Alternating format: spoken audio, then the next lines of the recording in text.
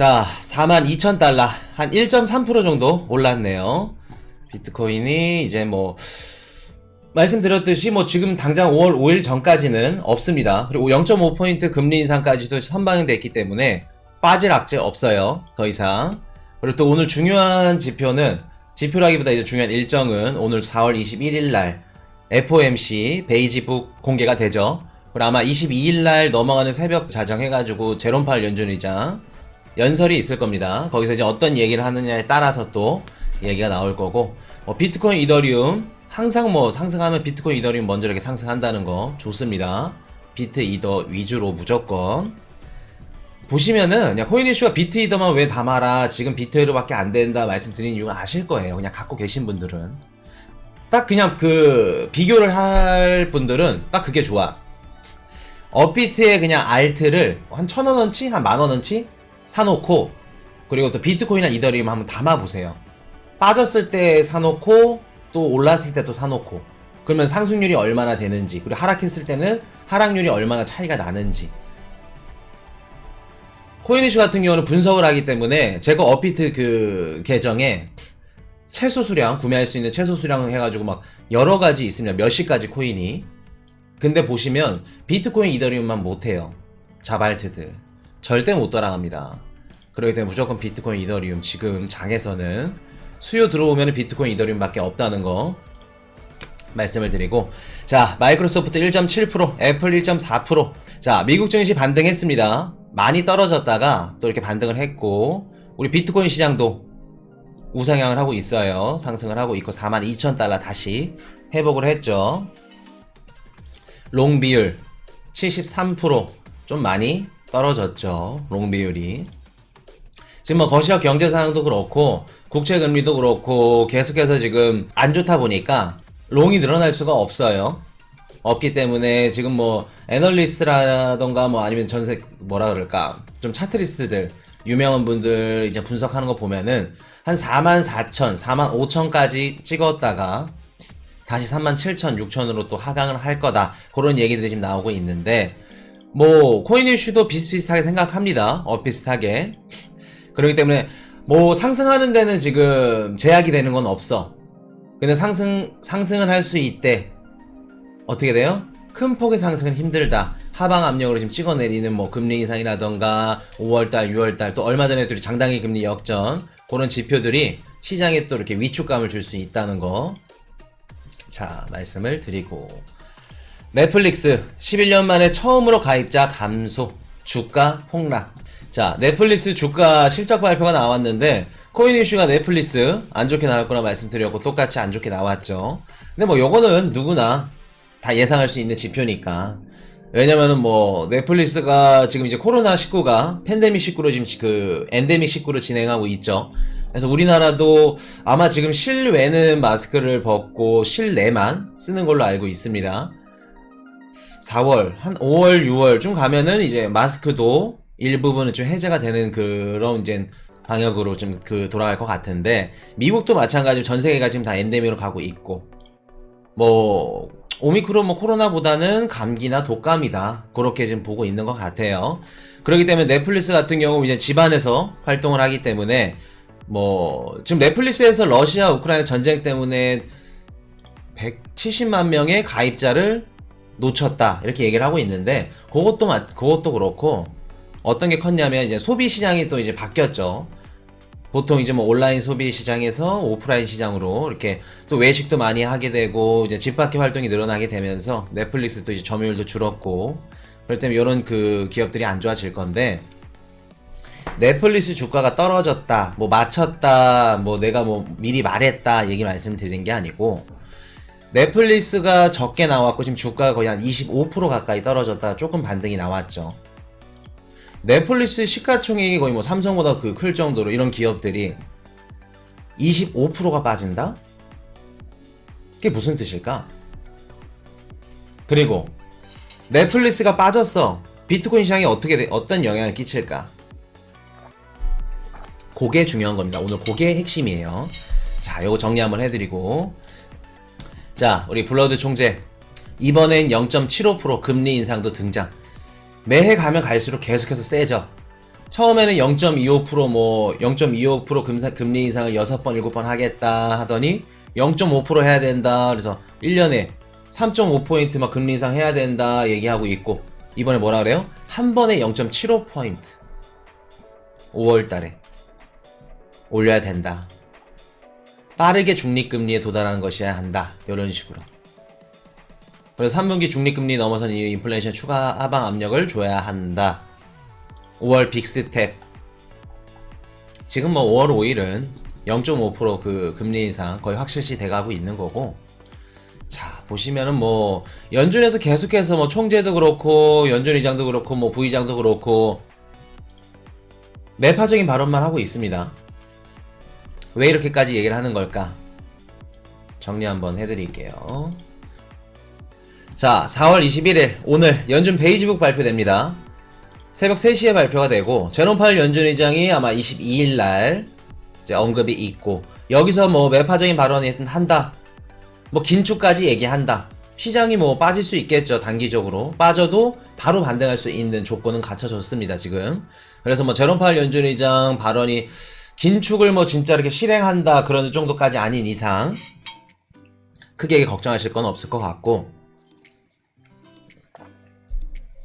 내일 또 EU에서 3월 CPI 발표되죠. 요거 높게 나올 거예요. 요것도 시장에 영향 받을 수 있다는 거, 하방 압력, 요런 지표들이 지금 올라가고 싶어도 못 올라가는 이유입니다.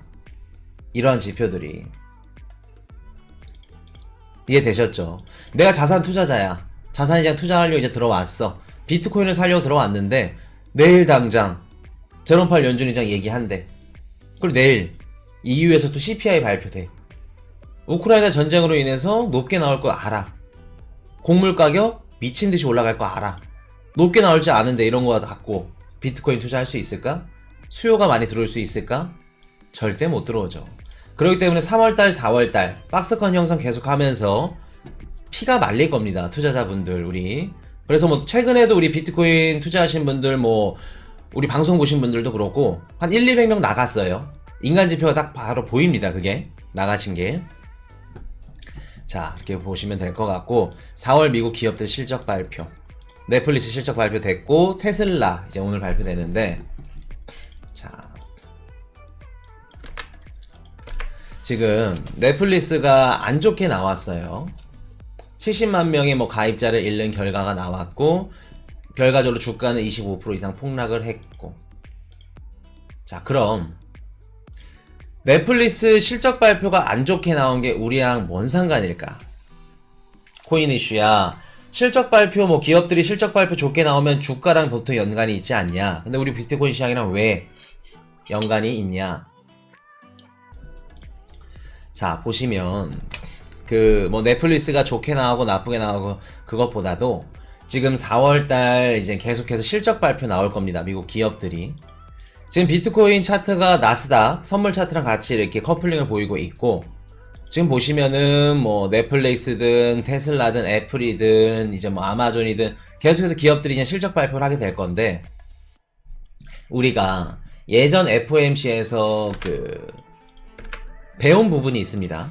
어떤 걸 배웠을까? FOMC 보고서에서 어떤 걸 배웠어요 우리?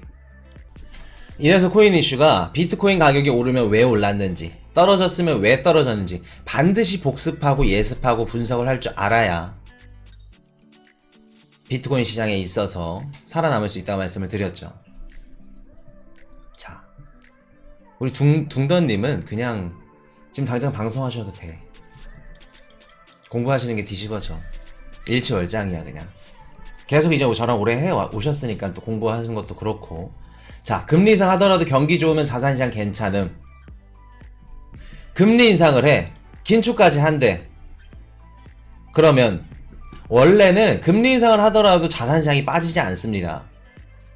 뭐 시장에 있는 수요가 이제 걷어들이고 유동성이 줄어들음에 따라서 자산시장이 빠지는 건 맞겠지. 근데 원칙적으로 금리 인상을 한다고 해서 미국 주식이 빠지고 주식시장이 안 좋고 비트코인이 빠지는 거 아닙니다.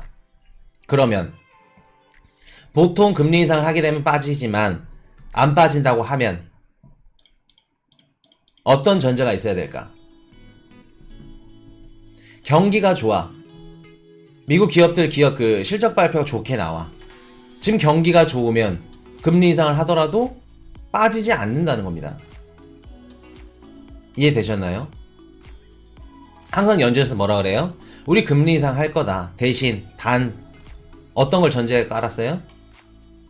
미국 경기 회복 속도가 올라오고 경기가 좋으면 금리 인상 할 거야. 그때. 실질적으로 지금 3월달, 4월달 실업수당 고용지표라던가 비농업 고용지표 좋게 나왔죠. 미국. 연준 입장에서는 금리 인상 할 수 있는 명분이 생겼다. 이 얘기를 드는 겁니다. 그렇기 때문에 경기가 좋고 경기 회복 속도가 지금 빠르게 올라오고 있으면 금리 인상을 해도 상관이 없어. 근데 지금 넷플릭스 안 좋게 나와. 물론 이번 그 기업들 실적 발표는 일단은 러시아 우크라이나 전쟁 영향을 받기 때문에 뭐 원자재를 이용해서 만드는 수출하는 기업들 같은 경우에는 안 좋게 나오겠죠. 왜? 국제유가가 올라갔고 그리고 또 뭐 곡물 가격 뭐 계속해서 상승하고 있고 식품 회사들도 안 좋게 나올 거고 뭐 기준을 뭐 100개로 봤을 때 50% 이상, 절반 이상은 안 좋게 나올 걸로 보입니다. 그렇게 되면 지금 미국 경기 안 좋다는 뜻이겠죠. 그렇기 때문에 이게 중요한 겁니다. 자, 이게 뭔 말이냐면 지금 넷플릭스가 안 좋게 나왔고 러시아 우크라이나 전쟁으로 인해서 그리고 또 얼마 전에 CPI 굉장히 높은 수치 나왔죠. 미국 기업들 실적 발표가 안 좋게 나와.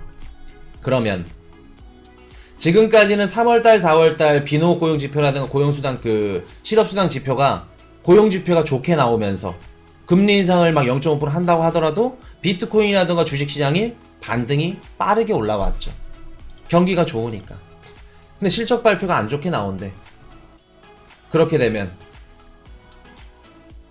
조금만 스쳐도 0.5%, 0.75% 이런 얘기 나와도 훅 가는 겁니다. 훅 빠지는 거예요.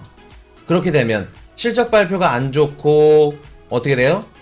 5월 5일날 금리 인상 세게 나오면 큰 폭으로 빠질 수도 있다는 겁니다.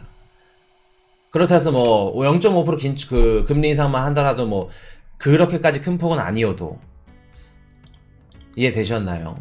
그렇기 때문에 실적 발표가 이게 넷플릭스 문제가 아니라 넷플릭스뿐만 아니라 다른 기업들도 실적 발표가 안 좋게 나온다. 그럼 자산시장 투자자들도 어떤 식으로 받아들여요?